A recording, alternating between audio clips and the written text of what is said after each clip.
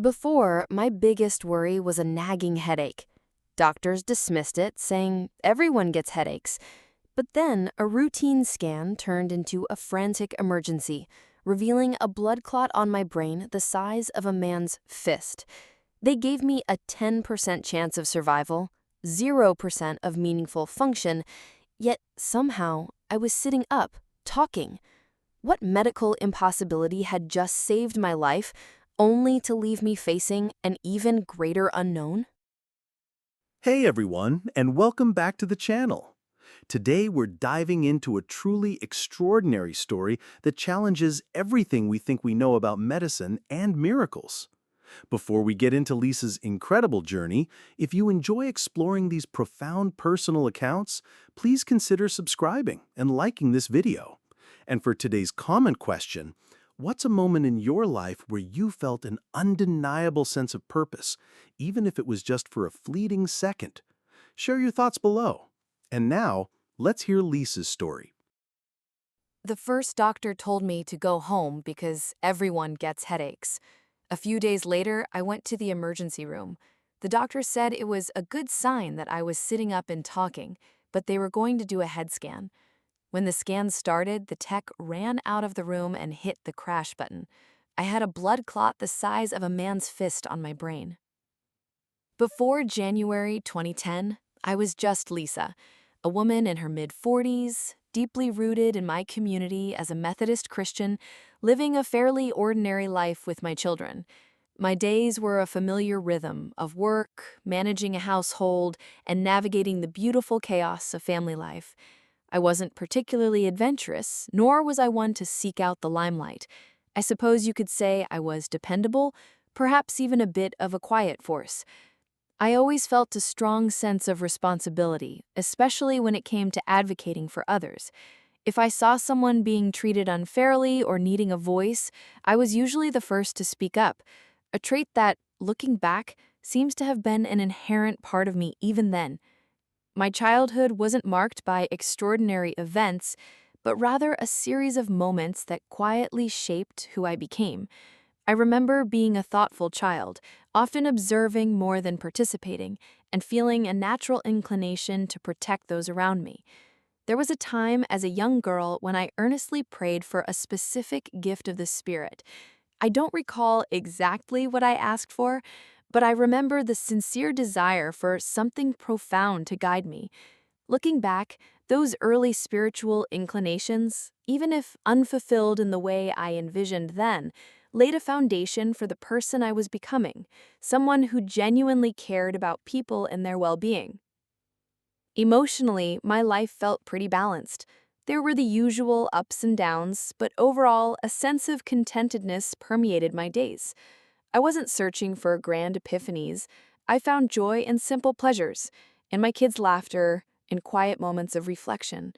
There might have been an underlying, perhaps unconscious sense that there was more to life, but it wasn't a nagging existential crisis, more of a gentle hum in the background of my everyday existence.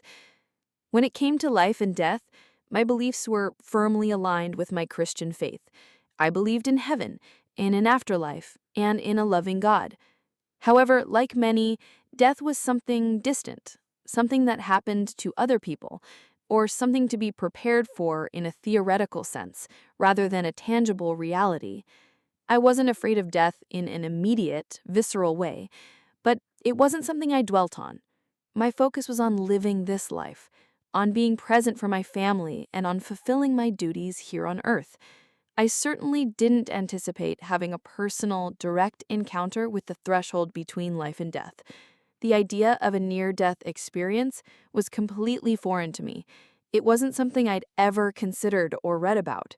My understanding of spirituality was more traditional, based on scripture and church teachings, not on personal mystical journeys. My neurosurgeon said I was a miracle. He had no idea why I was alive, sitting up and chatting with friends in the ICU. The doctor told me everyone who looked at my head scan agreed that I was already dead. He told me that anything he did to me could kill me. The blood clot would either dissolve on its own or I would die. So they would just wait to see what happened. The morning of January 2010 began like countless others. The sun rose, painting the familiar hues across my bedroom window. I woke to the gentle sounds of my house stirring, the subtle hum of a home preparing for another day. There was nothing, absolutely nothing, to suggest that this particular Thursday would be etched into the very fabric of my existence. I went through my usual routine: a cup of coffee, a glance at the morning news, and the cheerful bustle of getting my children ready for school. The air was crisp, the sky a clear, unassuming blue. It was a day like any other, filled with the mundane comfort of predictability. Yet, beneath this veneer of normalcy, an insidious threat had been silently escalating for days. It started, subtly enough, with a headache. Not just any headache, but one that persisted, a dull throb that refused to yield to over-the-counter remedies. I'm not one to rush to the doctor for every sniffle, so initially I dismissed it. It was just a headache, after all.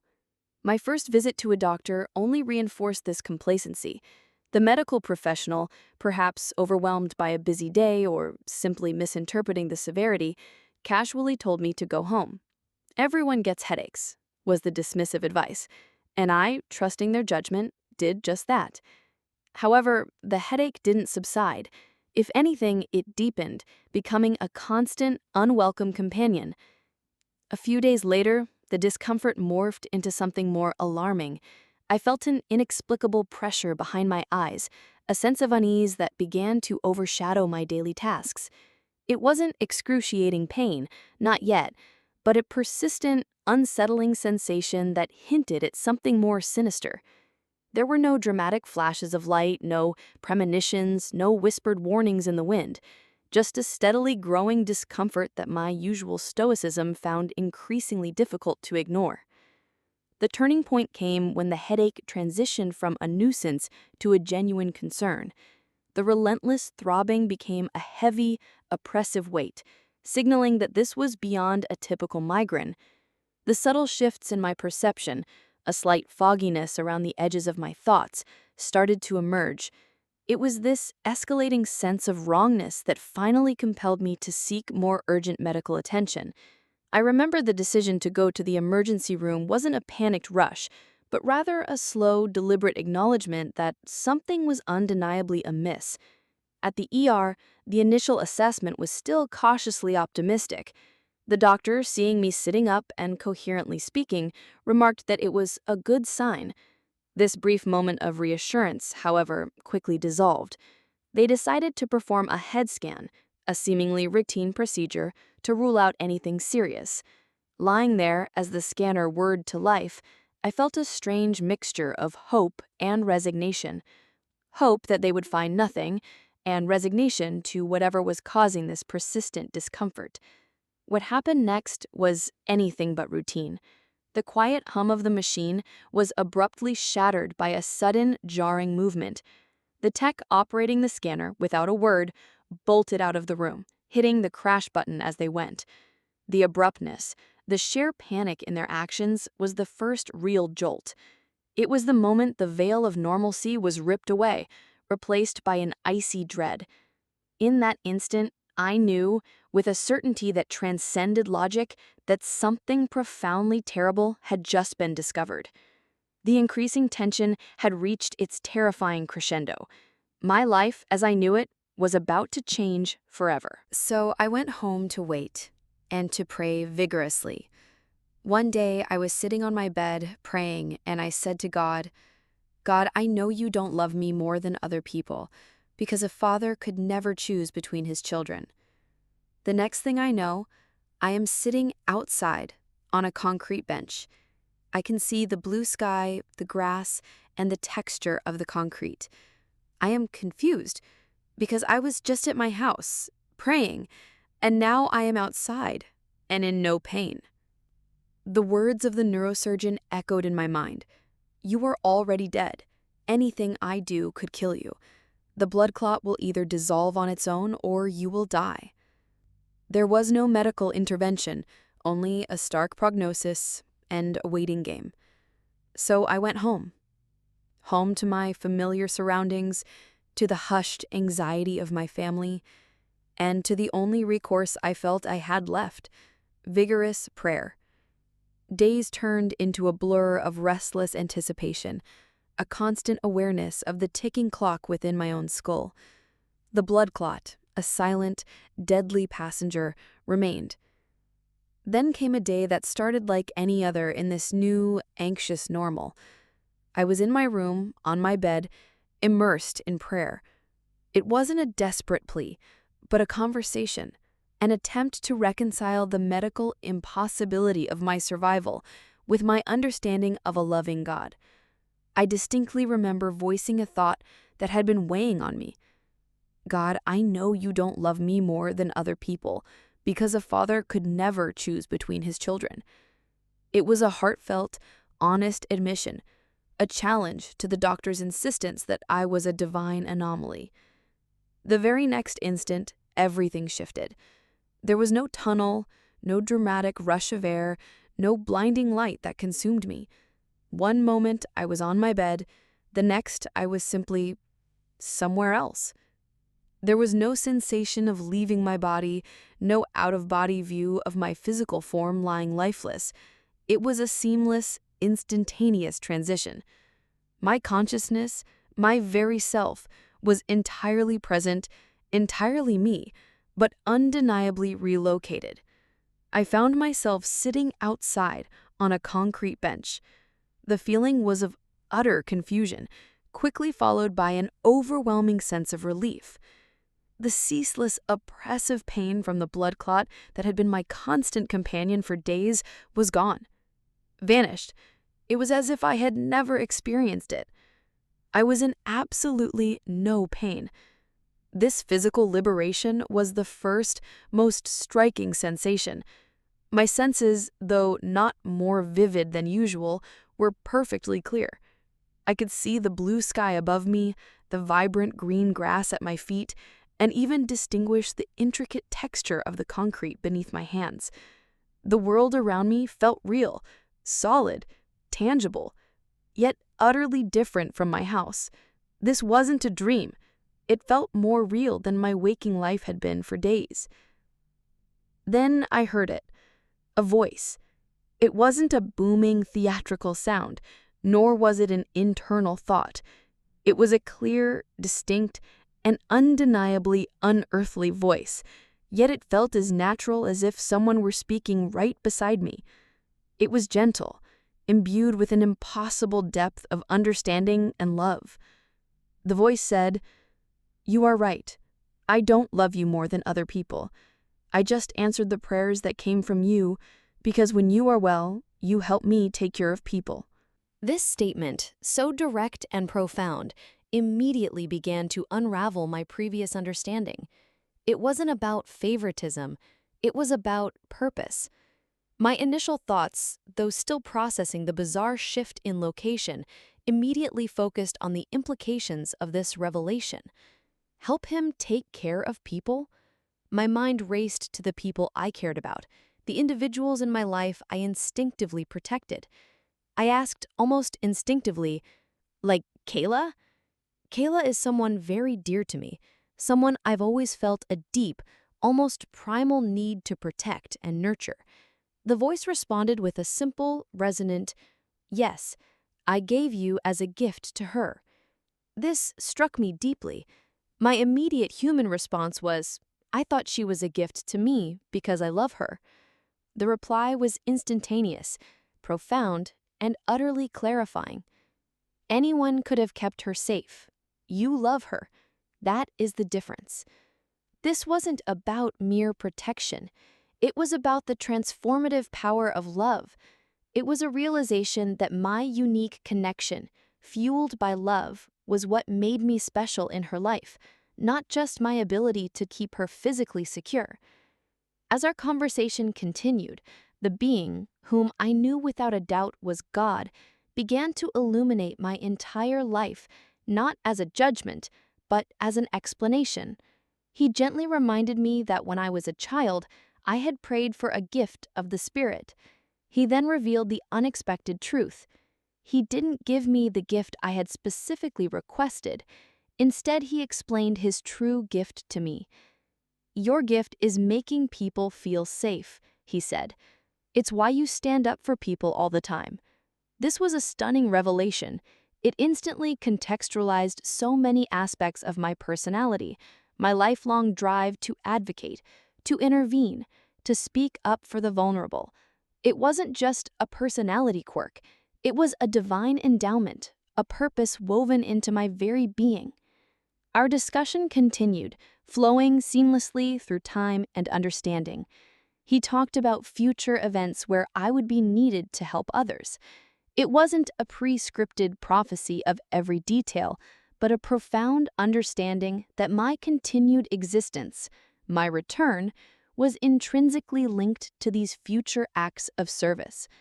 It was a glimpse into a broader tapestry where my individual actions had far-reaching implications, guided by a benevolent hand. At one point, he asked me if I remembered a specific instance. "Remember that time with your sick neighbor and how you jokingly explained why you helped her?" This brought to mind a particular woman, very sick, who had appeared at my house one day declaring, "God said if I came here, you would save me." I, always want to help, took her to the hospital and ensured she received the care she desperately needed. When people would ask me why I went to such lengths for her, I always replied with a laugh, as a Christian, "How do I not help someone who needs help? Plus, she said God sent me to her, and I didn't want to risk disappointing God." The divine voice confirmed, with gentle affirmation, "I did send her to your house, and you did save her." This conversation wasn't just a review, it was a validation, an affirmation that my seemingly ordinary acts of kindness were in fact orchestrated and profoundly meaningful. Every small act of compassion, every time I stood up for someone, was recognized and valued. Throughout this entire experience, I was enveloped in an incredible feeling of peace and pleasantness. Beyond that, it was an incredible joy and a profound sense of harmony or unity with the universe.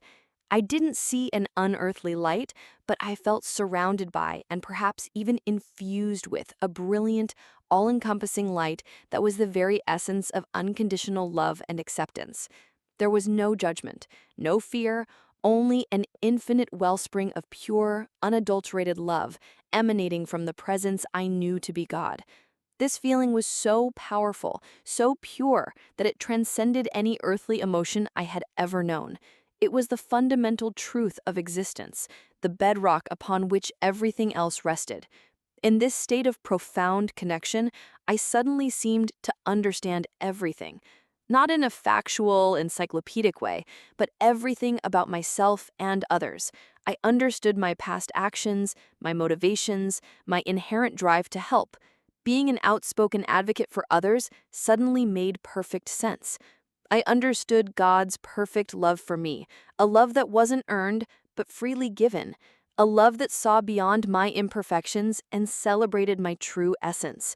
I gained an intuitive, undeniable knowledge of my purpose, to be God's hands here on earth, to spread this same love and safety to others. It was as if a veil had been lifted, revealing the intricate patterns of my life, each thread woven with intention and love. The conversations flowed not just through words, but through an intuitive telepathic understanding. Every question I had, every thought that flickered through my mind was instantly recognized and responded to, not always with spoken words, but with a profound influx of knowledge and insight. It was a communication beyond human language, a communion of spirits. My life didn't flash before my eyes in a rapid review, but significant past events were brought into focus, specifically those where I had stood up for people, validating my gift and my purpose. There were also glimpses, not entirely clear at the time, of scenes from my personal future. These were confusing then, but since returning, things have happened, and I've recognized them as moments I saw in this divine encounter, reinforcing the reality of the experience. This was not a fleeting moment of clarity, but a sustained, deeply immersive experience. I was not separated from my body in the traditional sense, but my consciousness was certainly detached from its earthly constraints, operating at its highest level of consciousness and alertness. feeling more real and vivid than everyday life. Time didn't speed up or slow down. It simply ceased to exist as a relevant construct.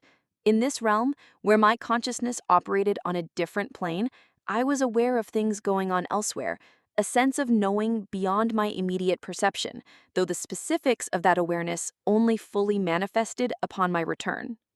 This entire experience was overwhelmingly pleasant, filled with immense love and acceptance.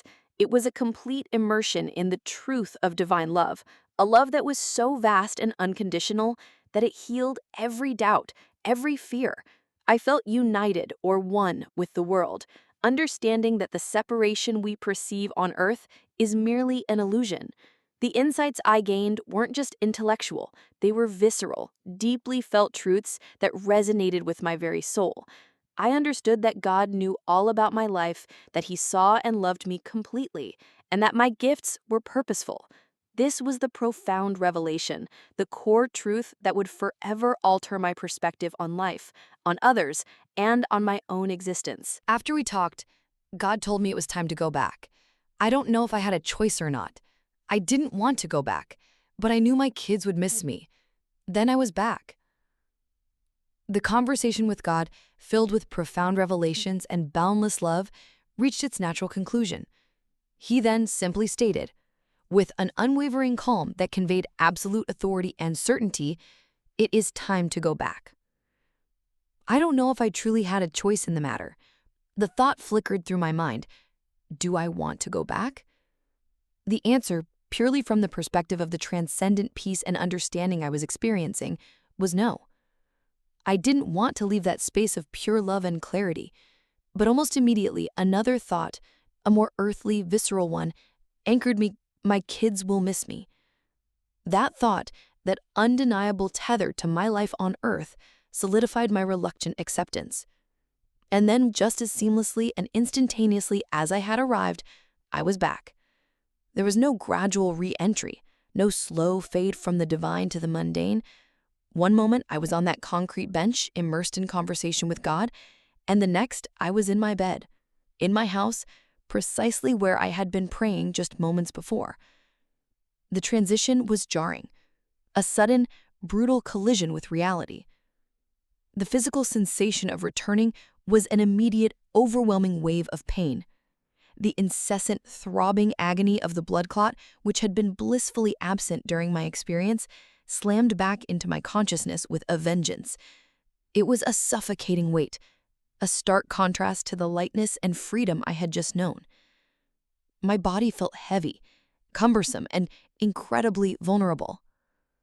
My first thoughts were a chaotic scramble of confusion and profound disorientation. Was that real? Did that just happen? The clarity I'd experienced, the absolute certainty of God's presence and His words, warred with the visceral shock of being back in a broken, aching body. There was an intense feeling of disappointment and loss, a grief for the paradise I had just left. The peace and joy were replaced by the familiar, crushing weight of illness and uncertainty. How could I reconcile the infinite love and understanding I had just felt with the raw, debilitating pain I was now experiencing? It was a bewildering juxtaposition. I lay there, trying to process the magnitude of what had just occurred, the vividness of the conversation still echoing in my mind, yet trapped once more in the confines of my compromised physical form. My physical state after returning was still precarious. The doctor's dire prognosis hadn't changed just because I'd had an extraordinary experience. The blood clot, the size of a man's fist, was still on my brain.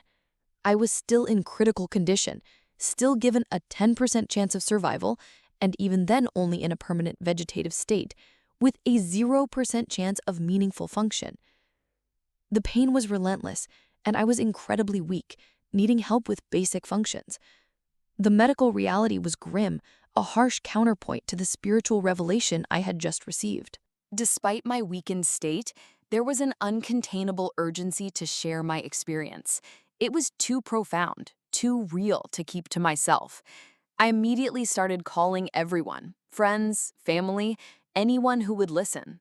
I felt an undeniable compulsion to articulate what had happened, to convey the truth of God's love and the purpose He had revealed to me.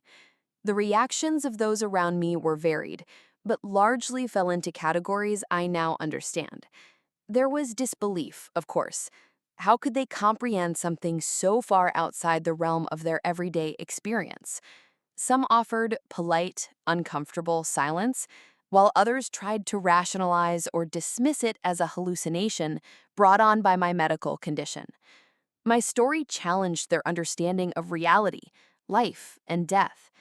Yet there were also those who listened with an open heart, sensing the profound truth in my words, even if they couldn't fully grasp the details. My doctor, however, was perhaps the most striking in his response. As the days and weeks passed and the impossible happened, the blood clot eventually dissolved, leaving no long-term damage. He began to call me his miracle patient. He had no medical explanation for my survival, let alone my full recovery. His own scientific understanding was completely overturned by my case. This validation from the medical community, though born of perplexity, further affirmed the reality of my experience for me. My immediate impulse to share, to proclaim what I had witnessed, was a critical first step in integrating the experience. I didn't care if people believed me or not. The truth of it was so undeniably real to me that their skepticism couldn't diminish its impact. This marked a new chapter, one where the divine insights would gradually merge with my earthly existence, transforming me in profound ways. I understand God and what He expects from me. It's hard to see religion used to hurt others. I know what my gifts are and what God expects from me. One reason I came back was to tell my story. The return from the edge of death was not merely a physical recovery. It was a complete recalibration of my existence. The woman who went home with a headache was not the same woman who returned from that concrete bench. My priorities shifted dramatically. Before, life was about managing the everyday, fulfilling roles, and quietly navigating responsibilities. Now, the mundane concerns of earthly life hold less sway. Material possessions, social status, and superficial worries simply faded into the background. What truly matters has become crystal clear: love, connection, and service to others. My relationships, particularly with my children and those I instinctively protect, deepened profoundly. I became kinder, more understanding, and consciously strive to see others as God sees them, with compassion and without judgment. My worldview underwent a complete overhaul. Before, my Christian faith was a framework of beliefs, a path I followed. After the near-death experience, it became a living, breathing reality. I no longer just believe in God, I know Him. My understanding of God's perfect love is no longer an abstract concept, but a visceral, undeniable truth I experienced firsthand. The fear of death, which for many is a foundational human anxiety, has completely vanished. I now look forward to dying again, knowing the profound peace and love that awaits. When my mother-in-law passed, a hospice nurse, observing my unusual calm, asked why I wasn't afraid. I simply told him, "Because I know going to heaven is wonderful."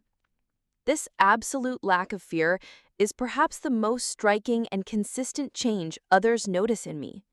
The near-death experience unveiled my new mission and purpose: to be God's hands here on earth. My inherent gift, revealed to me in that divine conversation, is making people feel safe and standing up for others.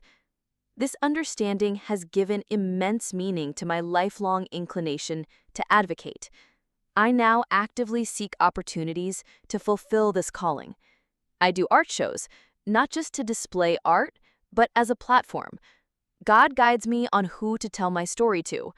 I've seen strangers weep as I share my experience, often coming back later to explain why they desperately needed to hear it at that exact moment. My purpose is to spread God's love, to bring hope, and to validate the spiritual realities that often go unseen.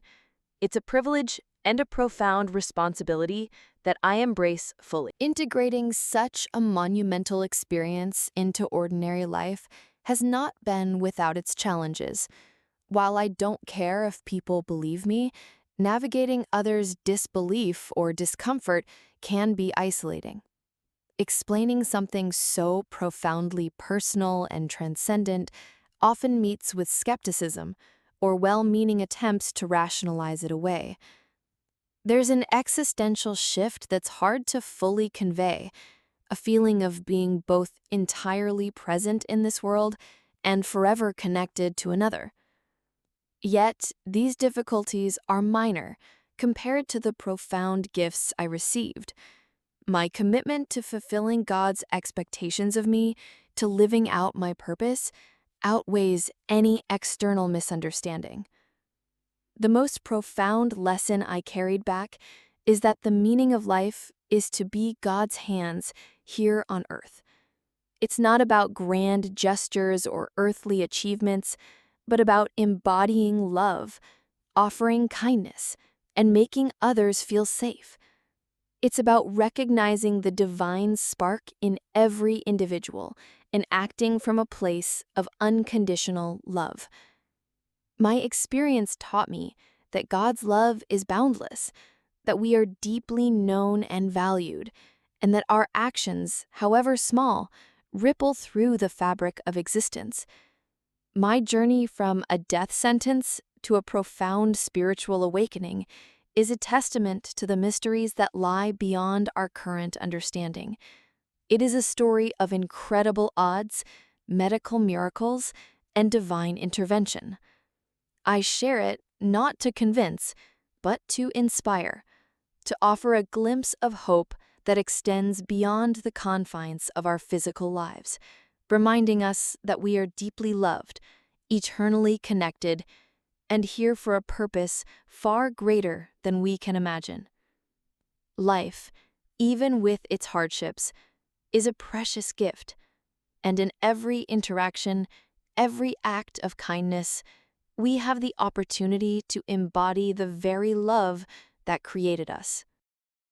Lisa's story is an extraordinary reminder of the thin veil between our earthly lives and the spiritual realm. To be given such a dire prognosis and then to not only survive, but to return with such profound purpose is truly awe-inspiring. If Lisa's journey touched your heart, please take a moment to like this video and subscribe to our channel for more powerful accounts of transformation and the unexplained. And now for your comment question. How do you think recognizing a personal gift or purpose, as Lisa did, might change how someone lives their everyday life? May God bless you and keep you, and may you find comfort and strength in knowing His boundless love and purpose for each of us. See you in the next video.